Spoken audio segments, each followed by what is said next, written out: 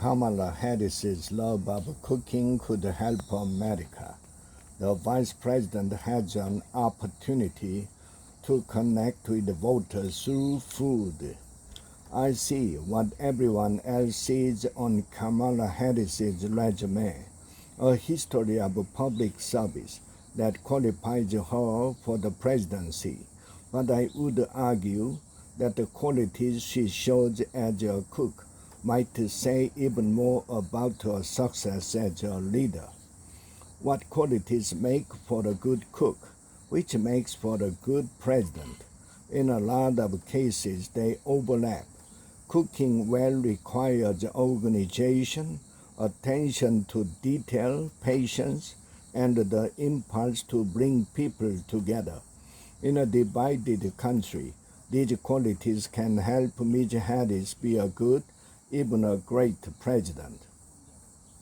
Talking about food is a way to relate to more Americans, even those that are uninterested in her politics.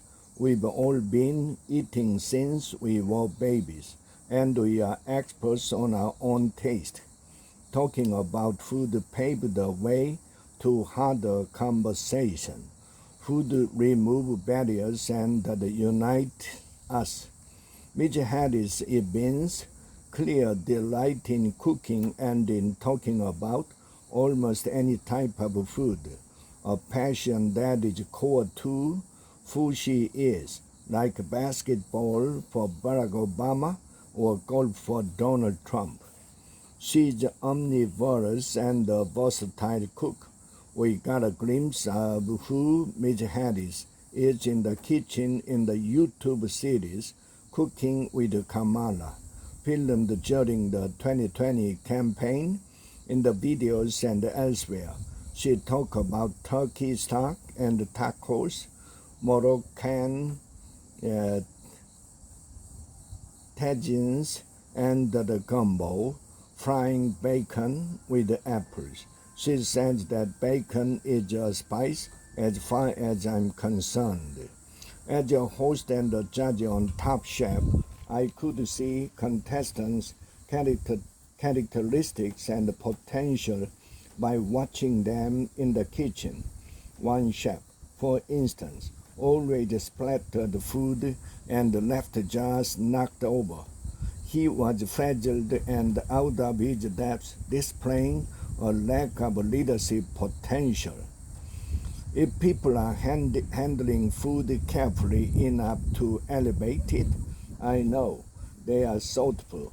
If they panic under pressure when the clock is ticking, I know what they are like in a crisis. On my show, Test the Nation, I saw that many cooks are nurturers, using food to give care, comfort, and create community. On a small island of South Carolina, I met a chef named Bill, whose restaurant, Gula Group, functions as a community center.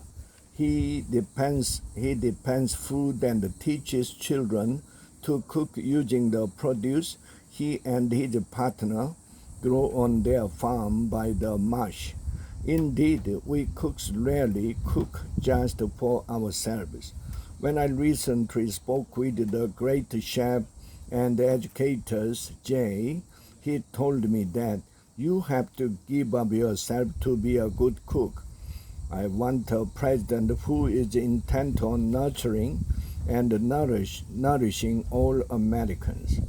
I recently spoke with Mina Harris, the vice president's niece. The two spent a lot of time together in the kitchen while Mina was growing up. Kamala helped teach Mina to cook as her sous chef, but the vice president conveyed bigger lessons in the kitchen by example. She taught Mina to be patient and to pay attention to how ingredients work, so that she could confidently innovate. Ms. Harris was detail-oriented, another sign of a good cook and a leader, who taught a nice her needs to problem solve on the fly, to bring balance to a dish, and the importance of keeping close with the people she loves.